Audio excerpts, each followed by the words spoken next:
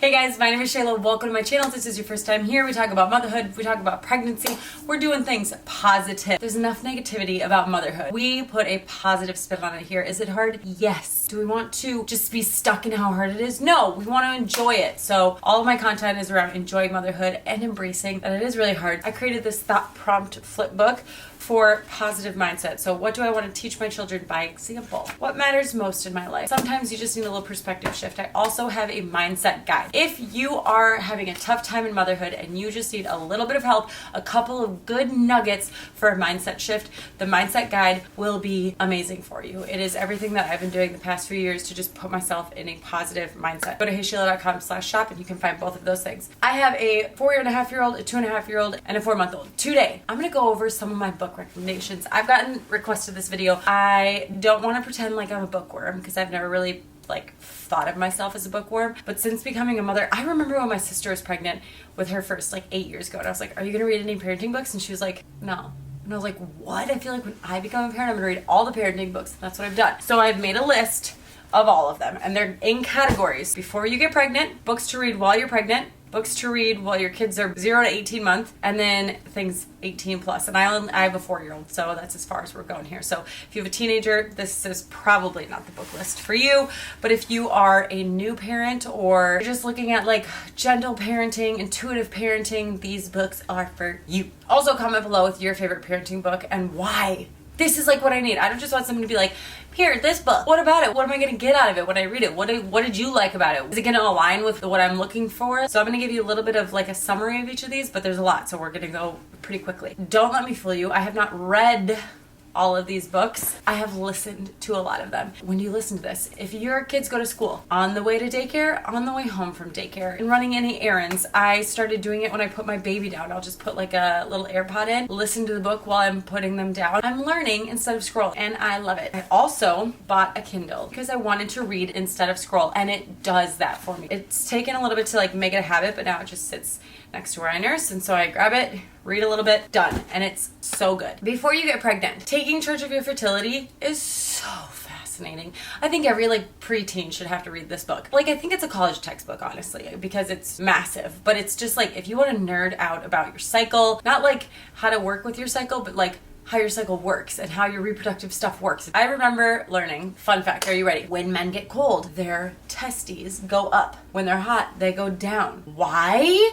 Because the sperm has to stay at a certain temperature. So they go up to stay close to the body when they're cold to keep the sperm warm, and then they go down to release heat when they're hot. So there you go. Taking charge of your fertility is a good one. My OB recommended it when I was wanting to come off birth control and do natural planning. She's like, you should read this to learn about it. So fascinating. Once you get pregnant, and these are just the books that I read. Some of them I actually had to look up again so that I could remember what they were about. Ina May's Guide to Childbirth. Amazing. The first half is birthing stories. She was a hippie in a caravan of buses, and she was the person that birthed the babies, and she's now a midwife, and she has she's just a wild, crazy hippie. The first half of the book is all about natural births, just to give you some good stories instead of all the chaos that you hear when birthing.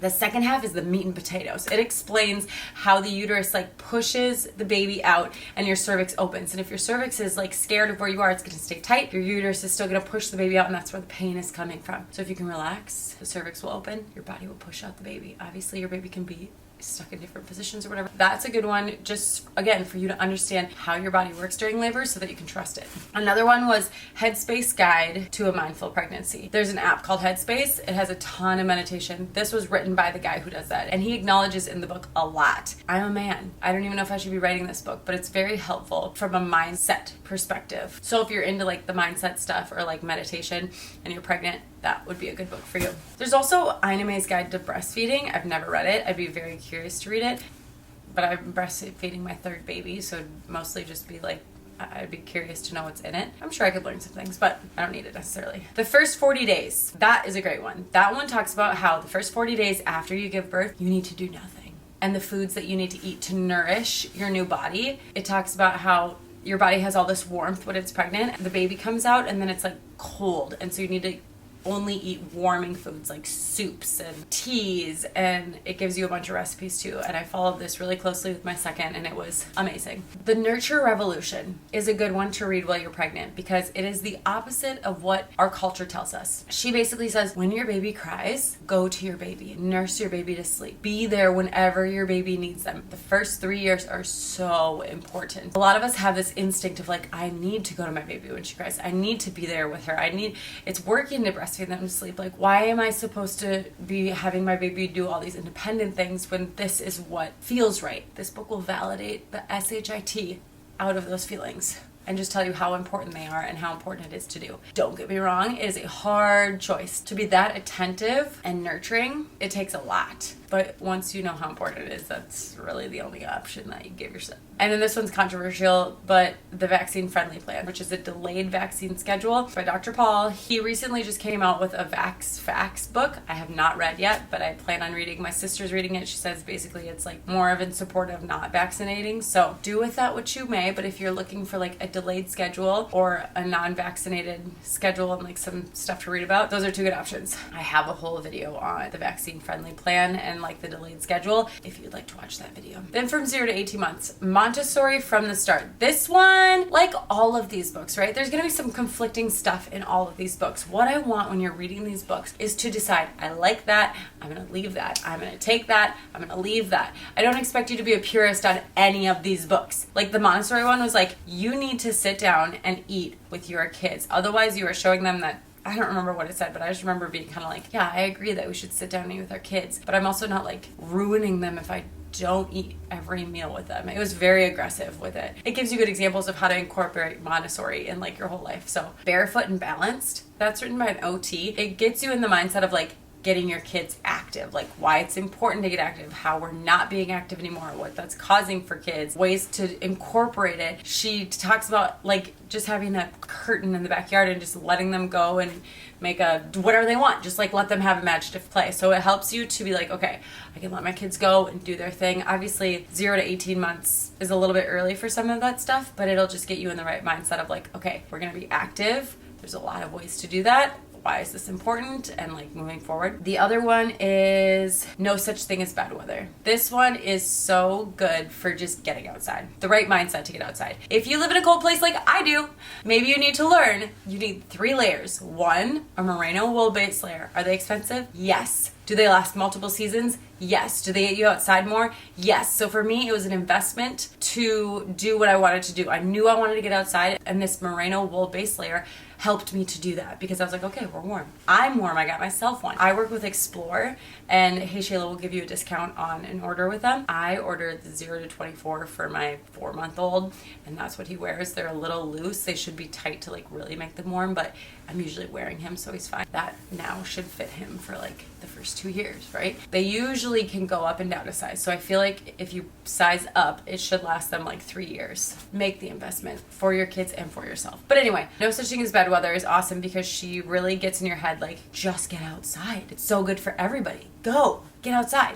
When I think about it now, I was like, we're getting outside every single day because I was on like 1,000 hours outside or whatever. I have since quit that because I'm like, let's just get outside every day. I don't need to track this. I don't need one extra thing to stress about. But I went out in like a blizzard with my kids in the stroller, and I remember my neighbors seeing me, and I felt so proud. Like, yeah, I'm a mom getting outside. Because that's what that book will do to you. Now, if I saw that, I'd be like, girl, you are nuts. Stay inside. So maybe I need to reread it to get my mind back out there. Okay, here's another one. Not parenting related, but it's so good for parents to read. It's called The Paradox of Choice. The main thing that I got from it was there is not one ultimate be all end all best choice that you can make in anything. There are going to be multiple good options, and if one really is the best and you chose the second best or the third best even, you're still going to get great. So stop stressing about your decision, stop over researching, make a decision to put your blinders on and don't worry about anything else. He said that the person that will meticulously research each of them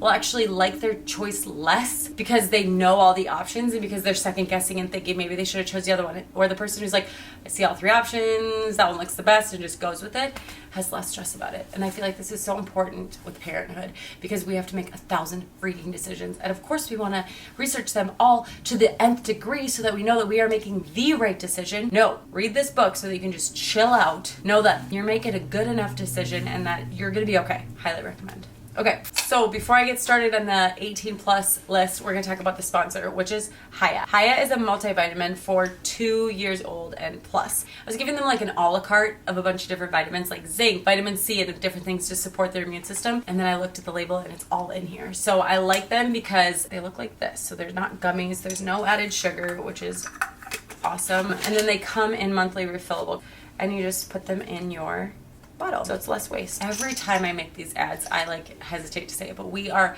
usually very healthy, even though we go to a preschool. And I feel like these vitamins definitely help. I've got the probiotics. I've tried the greens that are chocolate. So when they want hot chocolate, I give them greens. It's genius. If you're interested in Hiya, go to hiyahealth.com/HeyShayla and you will get 50% off of your first order. I love them. My kids love them. They remind me to take their vitamins. My kids are really picky eaters and I feel good that I have like the vitamins and also the greens to give them to like fill the gaps, right? If they're like not eating, I'm like, okay, well at least take a vitamin. For 18 plus, really. Once your kid starts trying to like communicate with you, right? For those of you who are not there yet, a huge word explosion typically happens between 18 and 24 months. At 18 months, you're like, I feel like you should be talking.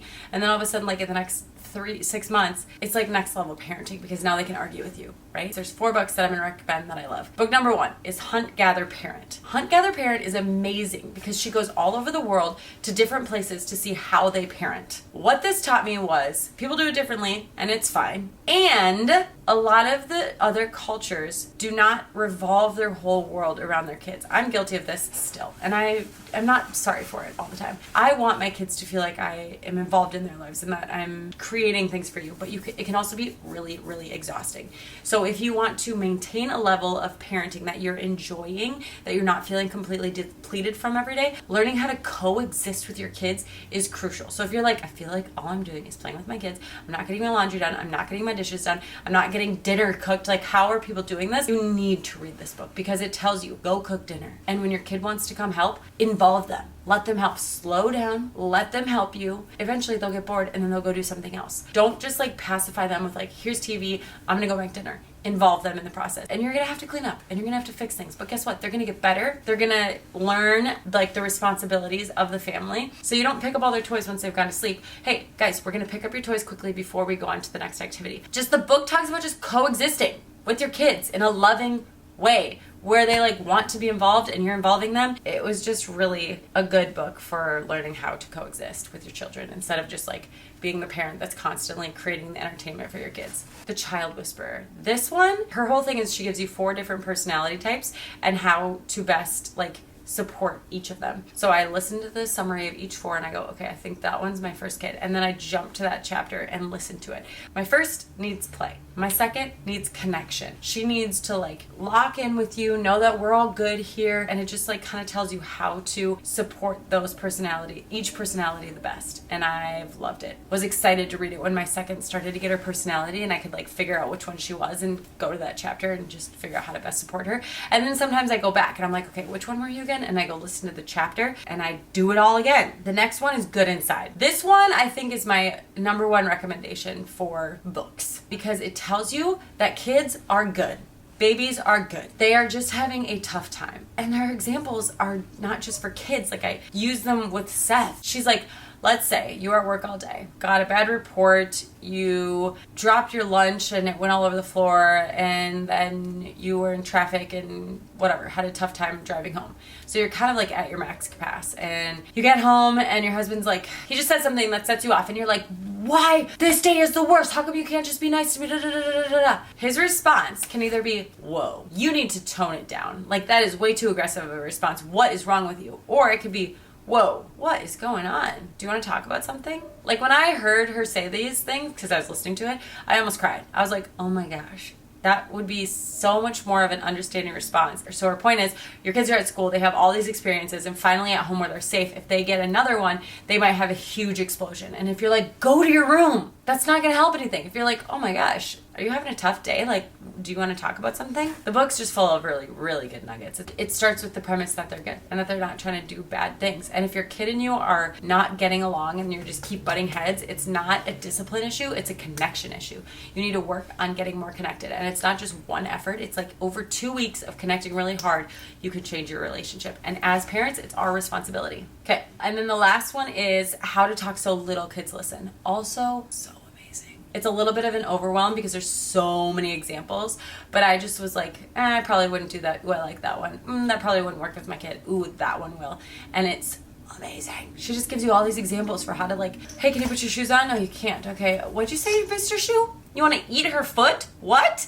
I'm gonna eat your foot. And like, I don't know. It's very play-based, but I really, for older kids, okay, you keep not wearing your helmet outside. Well, how can we solve this issue? And then you like brainstorm with your kid on how to fix a problem. It's great. I've got a few more categories. So these books are for moms. So when you're done reading the like parenting books and you're just kind of like, I need a break from parenting, because that's how I felt after reading all these. I'm like, okay, now I need something like for me. My guide, I'll plug that again. If you need like help with mindset, it's a 45-page guide. I'm making it into like more of an Audible thing because that's how we listen to things. So that's coming. But if you buy it now, when I put that in there, the price won't go up for you. You'll just get it. But it's 45 pages of just like, let's work on your mindset. Here are examples of things that are hard, and this is how we can work through them. Okay, the next one, essentialism. I don't even remember what these books are all about, but I remember that essentialism is like, stop trying to do all the things. What is the essential things? What is your priority? Focus on the essentials, and that'll be great. The one thing. It's like,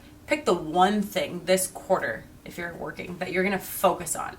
Pick the one thing in parenting that is like your most important thing. What is the one thing that you're working on? Look up the definitions for those two books because I can't exactly remember the differences. I remember loving them both very much. There's one that's called Decluttering at the Speed of Life. That one's awesome because consumerism has infiltrated all of our homes, right? And we have way too much stuff. And it is making us as mothers so stressed out, just managing the things, just moving things from room to room. So if we can get rid of half of our possessions, your mind just like clears up. And the first step is not bringing things in. I had to learn. Stop buying things, stop bringing things in your house, and you won't have to get them out of your house. But if they're already all in there, this helps. It's like such an easy way to tackle clutter. Do less is another good one. Again, it's about like not trying to do all the things, but doing less of the things. This one's a little bit work focused, I think, but she's like, I realized that I didn't have to spin all of my wheels all of the time and I could take a break. She talks a little bit about working with your cycle, like your period, doing less, and how if she stopped doing things, things still worked. Mindset. This is the one that I'm currently listening to. It's all about growth mindset versus fixed mindset. Do you believe that you are born with your intelligence and that like you either have gifts or you do not? Or do you believe that no matter what you got here, you can get wherever you go? I thought I had a growth mindset. And after listening to this book, I'm like, whoa, I've got a pretty serious fixed mindset. Like self-sabotage when you're trying to do something new. Yes. Get frustrated when you're not immediately good at something. Yes. Like, so I'm not used to reading a book where I'm like, oh, I really need to work on all these things. So that's awesome for me. Hardwiring Happiness. Also another really good book if you're working on your mindset and around your happiness mindset. And then I'm going to also plug Paradox of Choice again. I did this one recommended between 0 and 18 months in case you skipped this section. But Paradox of Choice is awesome just to validate that there is not one best option. There are multiple best options. The people that like do the most research and like fixate and like dig deep on each of these will be less happy with their choice than the people that kind of go, that one, and just stick with it and don't look back. I feel like in general that's like women versus men, and I read this and I was like, okay, I can make faster decisions and be happy with them. And it's fine. And the house isn't gonna burn down. It's great. So now we'll go on to different perspectives. So these were kind of hard for me to remember because I remember being very interested in how different places parented their kids. So I looked up these a little bit closer. So there is Bringing Up Bebe. This one is about an American living in France and seeing how the French raise their kids, how they have a developed palate and they eat like not just chicken nuggets, how they put their kids to sleep, how their kids are like well behaved out in public. So she dives deep into all of that, which is interesting. It's kind of like Hunt, Gather, Parent. A lot of it's not around 100% around the child. The parents live their lives and the kids are included. It's like parenting in the 90s, I feel like. I also remember they talked about La Pause, and that was just like once your baby starts crying, pause for a second, figure out if they need you, if they're just kind of waking up and fussing, and like evaluating the cry and then going in. which conflicts with the book that I recommended, that's The Nurture Revolution. They would just say go in right away. So you can read that and figure out what sounds best for you. Then there is The Danish Way of Parenting. This one is a nice short one. So I feel like it's kind of like Bringing Up Bebe, but shorter, and obviously about Danish parents instead of parents in Paris. Specifically, I think is about this book. So the Danish Way of Parenting is the Danes are the happiest people in the world, and they wanted to figure out like if their parenting style had something to do with it. So she went and she looked it up, and she made an acronym that's PARENT, and it's play, authenticity, reframe, empathy, no ultimatums, and togetherness. And togetherness was like the one that hit home for me, and I loved it. So there's one about the Danes. Then there's a Tuning Baby. I know I said that wrong. A Tuning Baby. I don't know. It's somebody that moved from Oregon to Berlin. She studied the German way of parenting. And they are a lot about freedom, and they're a lot about self-reliance. I'm not doing a very good job with these summaries, but honestly, I just kind of read them all because I was curious about them all. And then there's No Such Thing as Bad Weather, and she is the Swedish one. And she moved to the States in Indiana, and she was like, I want to get my kids outside all the time. And like, she actually got a ton of backlash for like being out in really cold temperatures, and like people would stop and be like, do you need a ride? And she's like, I'm on a walk. Like, no, I don't need a ride. I'm good. How she had to keep her outdoorsy that she grew up with and bring it to her kids in Indiana. And that's the one that made me like get outside. So that one was good. Okay, then the other two are more of like a general around the world. Hunt, Gather, Parent, which I already talked about. She travels around the world with her 3-year-old. They go to 3 different places, and she learns about all of the ways that they're parenting, and she just sees over and over that the parents are just including the kids in the parents' lives. It just gives you so much permission to do that, and it like makes parenting easier and more enjoyable and awesome. I cannot recommend Hunt, Gather, Parent enough. Then How Eskimos Keep Their Babies Warm is another book. Somebody from Michigan moved to Buenos Aires, and she talked about how the kids stay up like super late at Buenos Aires, and in the United States they would never let them do that. The house didn't burn down, like everything was fine. Yeah, maybe the kids were a little crankier, but the parents are like, yeah, that's just what happens. I can just chill out there. I don't have to keep this rigid crazy schedule. Like, everything's gonna be fine if they don't go to bed on their bedtime. If we're out to dinner or we're at a friend's house for dinner and it's getting late, I remember falling asleep in the car like all the time when I was a kid, like at night with like the lights going and maybe rain, and it was so cozy and warm and you just fall asleep. My kids never have that experience because we're home at bedtime. But in hers, they look at potty training, bedtimes, feeding, but like the Chinese do EC, and they start like potty training at 6 months. Then you have in Kenya, they carry their babies everywhere, and like the idea of a stroller is just like absurd. And I read this before I traveled, which was a really good book to read before I traveled. I was like, do I bring my stroller? Do I not bring my stroller? And I was like, I don't need my stroller. I was like, what if the kids don't go to sleep? I was like, what if they stay up till midnight? No big deal. Like, it just made it so much better. And then how the French are really good eaters. So she kind of goes into all that. So I would definitely, I think of all those, I'd recommend the most Hunt, Gather, Parent, No Such Thing as Bad Weather, and How Eskimos Keep Their Babies Warm, in that order. And then Bringing Up Bebe, Danish Way of Parenting, and then the German one. Really the top 3. Okay, this is getting long, but this is what it's about. It's about a little book summary if you're looking for a book. So the last ones are books to read your kids during transitions, and I found this to be so helpful. For weaning, like nursing, I weaned my kids at like 18 months, so it took a long time. But My Milk Will Go, Our Love Will Grow. Be prepared to cry during this one because you're already hormonal when you're weaning, and this one is just like, oh, mommy will still love you even if we don't nurse. And the kid's like, but what do we do when I get hurt? I'll hug you. Then there's another one called Sally Weans from Night Nursing. That one I really liked because it talks about how she woke up in the middle of the night upset and then snuggled her back to sleep, and then in the morning they could nurse. And then Nurses When the Sun Shines also is a night nursing book. So that one talks about how we don't nurse until the sun comes up. Then Bringing a New Baby In, it's called I'm a Big Sister Now. And this one was just fun. It's like, oh, there's a new baby coming in. These are all your new responsibilities, and it's going to be fun, and you're going to do it with us. And then Potty Training. There's a potty book. We did Elimination Communication. We haven't done it a ton with our third. I feel like I usually start at like 6 months-ish. I've done it with him. I've caught a few pees that I'm very proud of. But it's not like a potty training. You just like learn when your baby goes pee, and then you do it in the toilet instead of in the diaper. What I have found is it helps with potty training later on. Like, they're not afraid of the toilet, and that's really my only goal. Like, it's fun to catch their pees because I'm like, oh wow, look, I'm so in tune with you, yay. I've heard of kids that are like afraid of the toilet, and my kids never were because they'd done it since they were little. So woo, my like jaw hurt. So that ended up being way longer than I wanted it to be. My batteries are completely exhausted. So I just wanted to come on and say it was a long list, But I hope that you are able to find a book or multiple books that you're interested in reading. This book list is over the course of like 4 years that I've read it. So don't get overwhelmed. Try and keep it like I gave you 4 book recommendations for the first 18 months. No stress. Listen to it, read it on a Kindle. That's it.